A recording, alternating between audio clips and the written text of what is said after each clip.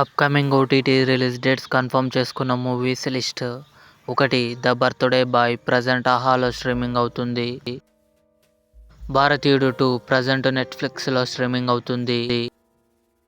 Turbo present Sony లీవ్లో streaming అవుతుంది. Veeranjaneyulu Viharayatra August 14న ఈటీవీ విన్ యాప్లో రిలీజ్ కానుంది.